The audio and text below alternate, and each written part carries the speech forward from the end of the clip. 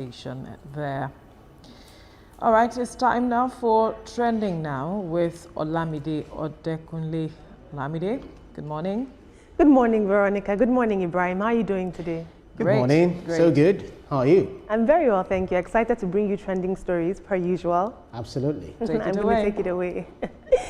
Good morning, guys. I like to say that TVC has a finger on the pulse and an eye on the street. And if it's trending, I am definitely going to be dissecting it on here. In our first story, a heartbreaking video of Prince Eniola Ojajuni, the national president of the Afenifere National Youth Council, pleading for his life, has sparked outrage and concern across Nigeria. In the viral footage that circulated yesterday, Ojajuni is seen visibly distressed with a gunman pointing an AK-47 at his chest as he begs Nigerians to help raise the 100 million naira ransom his captors are demanding. Take a look at this disturbing video. Nigerians, help me. Your 100,000, 50,000, 1 million will go a long way to save my life. My name is Prince Eniola Ojajuni. God bless you. Aderomu, please help me to spread this video. My aide, Nigerians, help me. Your 100,000, 50,000, 1 million will go a long way to save my life. My name is Prince Eniola Ojajuni. God bless you. Aderomu, please help me to spread this video. Bode Karaki Ojajuni, my big brother. Benso Ojakaraki. Odakunle Karaki, Ojajuni, sons and daughter, help me. Help me, they'll give me 3 p.m. tomorrow. They'll give me 3 p.m. tomorrow. That they will kill me. Now, according to him, as you saw in the video, the kidnappers have set a 24-hour deadline for the ransom to be paid, and they're threatening to kill him if the money isn't paid. Well, Nigerians have stormed social media, and they're now calling on the Nigerian police, especially the spokesperson, Prince Moye on Twitter, as he's called, to Mr. Dejobi to do something about this. This is scary and he needs our help. I'd love to take some tweets about this. Jacob says, isn't it somebody's account that they're using to send these videos? They will know how to track influencer to his house. What's stopping them from tracking these criminals? And finally, Ruthie says, if it is Oyinbo people, they would have tracked the phone they used to send this video a long time ago. And finally, Wisdom says, the government can track and arrest seeking. They can track and arrest PIDOM. They can track Nnamdi to Kenya, but they cannot track kidnappers.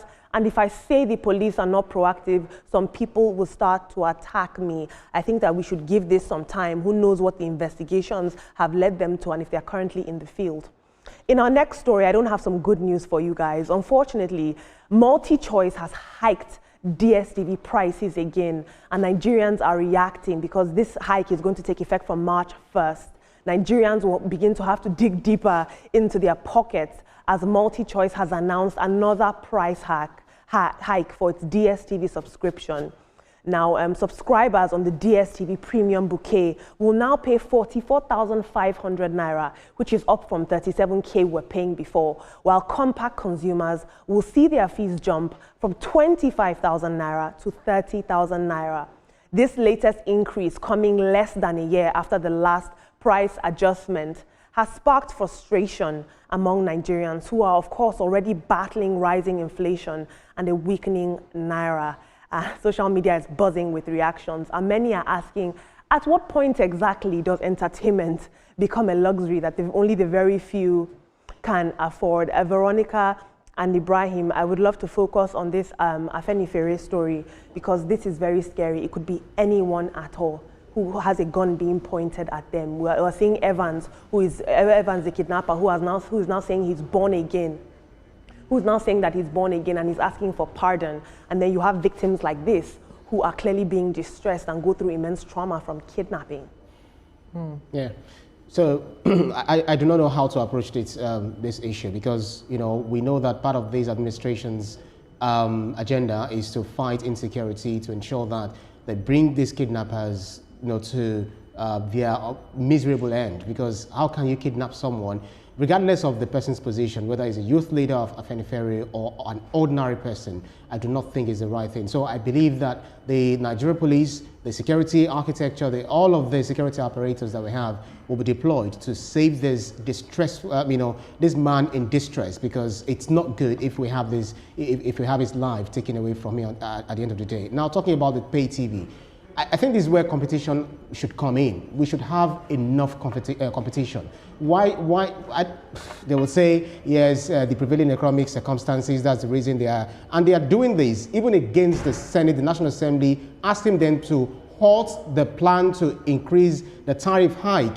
To hike the tariff. So, but then they went ahead. Now they are giving us another one. I do not know, Veronica, maybe you can bail me out, but I think this is an effrontery. We should do pay as you go, not me paying 30,000 naira. After a month without power supply, the money fizzles into the air. They're able to do this because they have a monopoly on the market, as you're saying. I think that they are having a field day because we haven't, the Senate hasn't forced their hands to do the needful. Because if they have been forced to do the needful, when you have a directive and you did not adhere to that, you are now increasing the cost of subscription again. It's unfair to the consumers. It's unfair to those who are subscribers. What are you thinking about? I think the Senate and everyone that is supposed to take decisive steps and action with these people need to make them understand, force their hands to do this pay as you use. What did you pay as you go? Pay as you go package. It's important. They cannot do this in South Africa.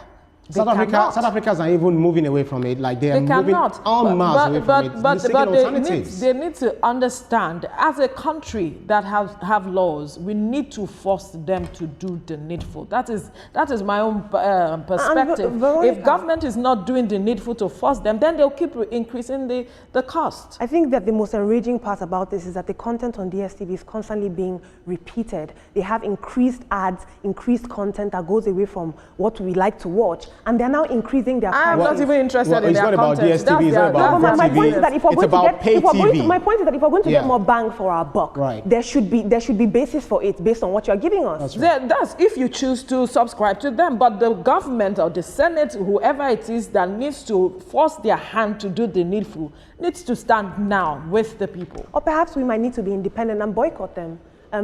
Moving on now, the Nigerian Senate has invited Ahmed Issa, popularly known as the Ordinary Present and host of the Brekete Family Show, to appear before lawmakers on or before February 27th. Now, the summon is reportedly linked to a recent live broadcast of his show where Senator Natasha Akpoti-Uduaghan aired her grievances against Senate President Godswill Akpabio. Issa, during the video, called both senators to address the controversy, while Natasha Uduaghan responded and accused the Senate leadership of victimization. Senator Akpabio declined the call 3 times. Well, following this summons by the Senate, the ordinary president has taken a different stance. Look at this. See where I said she was wrong. Did you see that? But she must apologize to. She must apologize. She must apologize. You know, every reaction has an action that triggered the reaction. Which we don't know. So as we don't know waiting be the action will trigger the reaction. Waiting with the see now her reaction, and on the surface here, everybody don't see say she did wrong by her outburst. She go apologize. Now, in a video before this, Ahmed Issa was saying that Nigerians stand behind Natasha and that they were going to make sure that she was apologized to by the Senate president. And so this juxtaposition is clearly a backtrack. But with the Brekete family show widely regarded as a platform for the common man, of course, many Nigerians are now questioning if this Senate invitation is an attempt to silence him or if there are deeper political tensions at play. Because why is he backtracking? I'm going to take some social media commentary. I absolutely love to hear what you guys have to say. Senator Shehu Sani weighed in on this. He says, inviting Ahmed Issa, the CEO of Brekete Radio, to the Senate is unnecessary and demeaning. Thank you, sir. Eukarya says, lol, LOL. So the masses have turned against her now. How did he change his stance so quickly? Only in Nigeria do the oppressed end up apologizing to their oppressors. And La Majora says, ordinary president no go fold care. Ordinary president now stutters. Nigeria is a gang up. You are on top. The fact that you are on top is that those who want you to do away with your platform have not had time yet or thought for you. Once you trigger their interest, they must either make you fold or make you go. I'm going to take one last tweet. Now, Morola says, needless to say, it shows you the priority of our leaders. If a Senate president is so petty, I wonder what they discuss in the Senate chambers. This is all extremely interesting. I find it very interesting that Ahmed Issa put the two lawmakers on the spot like that, and Senator Godswill Akpabio not answering the call. He's a very, very busy man. I don't think that speaks to his credibility in this situation. But I'm going to move on to my last story. In my final story, the children and the grandchildren of the late military ruler, General Sani Abacha, have taken to social media to defend his legacy after fresh claims linking him to the annulment of the June 12, 1993 elections.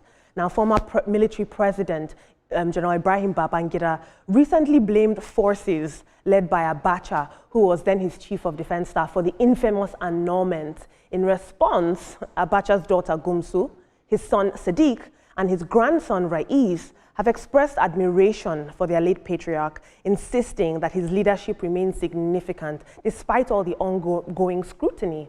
Now, of course, as usual, their comments have sparked heated reactions online, and many Nigerians are debating Abacha's place in history. Was he a dictator? Was he a hero? Or was he just a pawn, as is being alleged by General Babangida? I'd love to take a look at social media.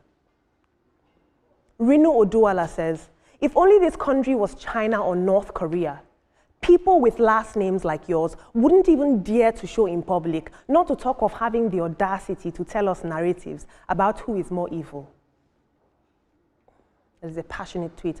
Dr. Gaza Kure says, history might judge him differently, sure, but only if we ignore the facts and romanticize a thief as a hero. Nigerians deserved better than a leader who murdered, stole, and called it strength, referring to the Abacha loot. Malachi says, 7 p.m. in response to Rais Abacha, the grandson of General Abacha. He says, 7 p.m. news on NTA. We danced and celebrated our liberation from the despot. And finally, Chuksin had this to say. He says, all these children who were fed with looted funds won't keep quiet and hide their heads in shame. This is all very interesting. Veronica and Ibrahim, what do you guys think about this summons and this seemingly backtrack by Ahmed Issa, the ordinary president, right, as well as Abacha's children and grandchildren coming to his defense, despite the knowledge we have of the late general? All right, let me begin with ordinary president. I think that we need to respect people who occupy certain offices, and I disagree with the fact that if the Senate president did not pick his call, it's a question on his integrity. I want to know what transpired behind the scene. Did he, the ordinary president, tell the third citizen of this country that he was going to call him on his show, or he just decided to pick his phone and call him? The Senate president has an office we must respect. Yes, there was an issue. I do not like the way the matter went on at the floor of the Senate, but we must respect these people and their offices. Yes, they have a responsibility to answer us when we call on them, but you must also follow protocol and respect their office. Did he speak with him before then to know if he's available to join in on the conversation? That's a question I'd like to know answered.